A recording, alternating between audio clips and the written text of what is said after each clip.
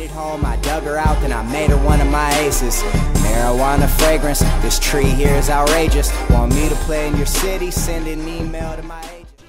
Yo, what's going on, everybody? It is Straight Outta Boston here, aka the King of Boston. Today we're back for episode 50 of the Miami Marlins franchise here on MLB 13, the show. And today we are calling up Tony Childers, one of our top pitching prospects. We're also going to trade away Luke Gregerson and Nick Turley for Tom Roy and a couple pitching prospects. This is to cut costs a little bit, and Tom Roy's a nice left-handed arm. We really needed a lefty in the bullpen. And we're also going to be trading away Logan Morrison along with a couple older prospects for Matt Carpenter and a third base prospect. Now, I'll talk about that deal in just a moment, but first off, we got to set up this gameplay. This is going to be a Miami Marlins versus Arizona Diamondbacks game. We are in Arizona. Arizona's the best record in the NL. We are definitely not as good as we were last year. Our record can clearly show that. We were actually 33-30, but we've won 6 in a row, and we have a chance to sweep the Diamondbacks here in the Sunday game of this weekend set against the Diamondbacks. So we've had an impressive series so far, really playing well against the best team in the NL. So anyway, that's pretty much the gameplay. So as for those trades, I'll just kind of talk about them individually quickly. We'll start out with the Tom Roy one. Now, I wanted another left-hander in the bullpen because our best left-hander that's not Nick Turley or Luis Gonzalez was Phil Koch, and he's not that good, at least not anymore. He's really not that good in real life either. So I wanted to acquire Tom Roy. We did not really need Luke Gregerson at this point, and I think swapping him for basically a pitcher of an equal caliber that is a lefty, I think that's a good deal. And then we also acquired a couple extra prospects in it, so I think it's a pretty good deal, and it helps cut costs. We don't really need Nick Turley now that we have, you know, Childers coming up, and we have a lot of other top pitching prospects kind of right about ready to come up, so we didn't really need Nick Turley anymore. So I decided, you know, throw him away. His contract's kind of, you know, it's like multiple years, so I don't really want it. And as for the Logan Morrison trade, you know, I think that I traded back for Logan Morrison a while back after I dealt him away from Manny Machado, and you know, that was because I really wanted to win a World Series with the group of guys that I had, and that included Rob Brantley, Logan Morrison, Donovan Solano, Giancarlo Stanton, you know, Turner Fernandez. But now I feel like that I've won a World Series, I can get rid of some of those guys. I feel like, you know, okay, it's time. Let's, you know, these guys aren't that good. Let's replace them with some better players. So I decided to get rid of Lomo. We get Matt Carpenter, a bat off the bench that we can use. And he'll probably get some starts over Donovan Solano, but we'll see. He's definitely not a future option at second base. He's really not as good as he is in real life, at least not in this game. So he's probably not a future option. He's also 31 years old at this point, but he's a nice extra player to have. He's a good bench bat. So as for the first base, what we're going to do is we're going to platoon Steven Procia and Ji-Man Choi. That makes 2 effective platoons so far on our team. We have Christian Yelich and Avisail Garcia platooning in left field. And we're going to have Ji-Man Choi and Steven Procia platooning at first base. Now, both of those guys specialize in either hitting lefties or righties. So in this game, you're going to see Choi getting the start because we're going up against Cahill, and he has 87 contact versus righties. Steven Procia has 83 contact and 77 power versus lefties. So you'll see him hit. You will see him hit a lot of lefties or in a lot of games against lefties. So that's basically how it's going to work out there. So that's pretty much why we did those trades. So it's 1-0 here. Vinny Machado up 3-2 count. Cahill on the mound, and Machado's going to hit that one back up the middle for a base hit, so we get to extend our lead. Now it is 2-0. The Marlins jump out early here on the former Oakland Athletic pitcher. Here's Christian Yelich up next, the 1-2 count, and Yelich is going to pop this one up, shallow left field. There goes Matt Davidson. He will make the catch, and that will be the third and final out of the inning. So we skip ahead to your top 3. Here's Trevor Cahill up at bat, and Cahill is going to walk on a poor at bat from Justin Nicolino. Nicolino has pitched phenomenally so far this season with a 3.15 ERA heading into the game, but he's going to get Byron Buxton to go down on that changeup looking. That'll make it 1 away in the inning, but the top of the lineup is still up. Here is, I believe, Eric Ibar. Ibar's going to hit that one. That's going to get past the diving glove of Jose Iglesias. That's going to be a base hit. Runners on first and second with just 1 away. Matt Davidson up next. Davidson's going to hit that one. Nicolino cannot glove it. Takes his time picking it up and will not get Davidson at first base. Nicolino got stuck in some sort of animation there. That was too bad. So Justin Smoke up 1-0 count. And Smoke is going to line this one into left field for a base. So 1 run's going to come around and score. The second one is coming, and he's going to be safe at the plate. And that is going to tie up this ball game at 2. Nicolino does not hold that lead for very long, so here is Wilson Ramos up next. Ramos crushes this one to left field.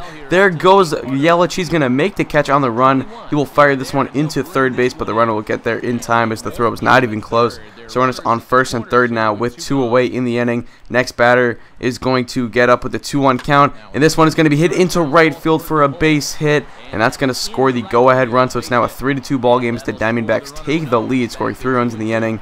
Now, actually, here's Eric Ibar. I do not know who's hitting second, but this is Ibar. Ibar is going to go down swinging right there, as he did go around on the check swing. That'll be the third and final out of the inning. And Nicolino finally escapes, but he does allow 3 earned runs, and it's going to be a 3-2 ball game as we head towards the bottom of the third.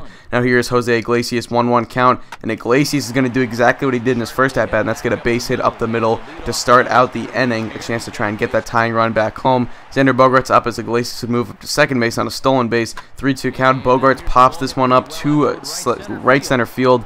There's Buxton over to field it. He's going to get under it. Iglesias is going to tag up and try to go to third. Throw to the cutoff man into third base. Not in time, and Iglesias is safe, so runner on third with 1 out. Almost an identical situation to the last time he scored. Here's Rob Randley. Crushes this one to left field. That is back, and that is going to be caught by the left fielder, but Iglesias will tag up. He will score, and it's going to be a 3-3 ball game. But the throw goes to third, and Iglesias is called out. Now here's what happened on that play. I actually thought that I was going to get over the left fielder's head, so I got a little over anxious and I sent Iglesias early, and I knew it was going to happen too right when I did that. So they get the double play and we do not score the run. So it's still 3-2. Nicolino gets Ryan Langerhans to go down right there. Now later in the inning, 1-2 count to Byron Buxton, and Buxton's going to go down looking on that 2-seam as Nicolino begins to settle in right here. Like I said, he's pitched very, very well so far out of that 5th starter spot for our team so far. He's made our lives a lot easier. He's going to induce the 5-4-3 double play right there to end off the 5th frame of the game. He's just pitched so well. A sub 3.2 ERA. Here he is now up to bat, and he's going to strike out looking at that Trevor Cahill hook. So Cahill's looking good himself as he's kind of settled in here. This has become a bit of a pitcher's duel. So we head into the 7th inning, and you can see what the 6th inning recap looks like.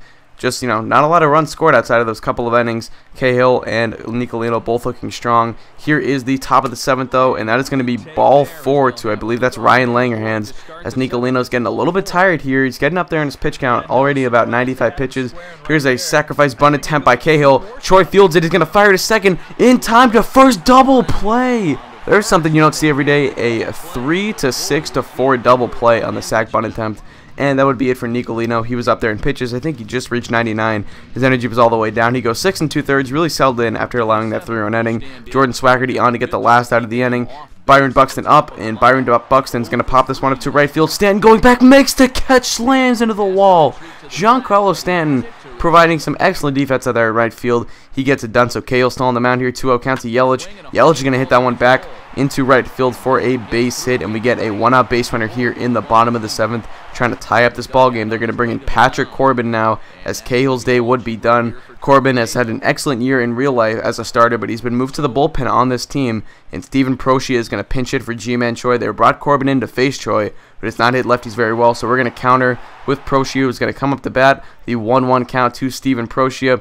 He's going to end up swinging away, and he's going to hit that one into right field. That could go all the way to the wall, and it will. Yelich is going to round third and head home. He represents the tying run. He's going to get in there safely, and then it's going to make it a 3-3 ball game. So Steven Procia comes in, hits an RBI pinch hit double, and that's going to make it a 3-3 ball game. Now Carpenter's going to ground out to the shortstop right here. No, the ball's in the dirt. He's safe. Procia gets the third, and we got runners on first and third with just 1 out in the inning. So here's going to be pinch hitter Avisail Garcia, who will pinch hit in the pitcher spot. Swaggerty's day is done after getting the 1 out. So here is Garcia coming up to the plate. 1-0 count to him. Corbin kicks and deals. Swung on and grounded to the second baseman. This could be 2 if Garcia saves. A run scores, and he will be safe. A great takeout slide from our man on the bases right there. That gives us a run. Now Garcia would eventually get picked off in between, or he was trying to steal second there to get a runner in scoring position. He's eventually going to be tagged out here, and that will be the 3rd and final out of the inning. But the Marlins do take a 4-3 lead. So Matt McGill is going to come on and pitch the 8th inning right here. He has done a stellar job of the 8th inning so far, which is why I'm very reluctant to put him in that starter role to replace Turner while Turner is hurt. So McGill's been so good in the 8th. I really just want to keep him there. Davidson goes down swinging on that slider. That is going to be a strikeout for Matt McGill. Now 2 away in the inning. Justin Smoke is up, and Justin Smoke is going to end up also going down by way of the K on that changeup down and in. That will be the 3rd and final out of the inning, and we're going to head to the top of the 9th with a 4-3 ball game. So we're going to head to the bottom of the 9th now. Luis Gonzalez is going to come on. He's done very impressively so far with 21 saves on the season since being acquired by the Marlins in the offseason, late in the offseason. Now 2 away in the inning. Runner on first base, Martin Prado up, and Martin Prado is going to line that one back to the pitcher. For some reason I fired to second there. I don't really know why, but we end up winning this ball game 4-3, a come-from-behind victory. Luis Gonzalez closes the door, he shuts the door, and we get a 4-3 victory. Gonzalez's 22nd save of the season.